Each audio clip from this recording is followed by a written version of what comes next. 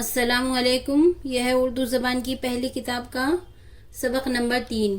بھائی، تھالی، خالی، باری، باسی، پانی، ساتھی، ہاتھی، شادی، راضی، قاضی، بالی، بھاری، جھاڑی، گاڑی، روٹی، موٹی، ہولی، برفی، پگڑی، مکڑی، درزی، مکڑی، درزی، سردی، گرمی، سرخی، کرسی، مرغی، بجلی، بکری، کشتی، تیز چاقو، تیز چاقو، باسی پانی، کھٹا لیموں، برفی تولو، برفی تولو، بجلی چمکی، بھاری گاڑی، ہاتھی کا چارہ، بابو کی پگڑی، قاضی کی کرسی، قاضی کی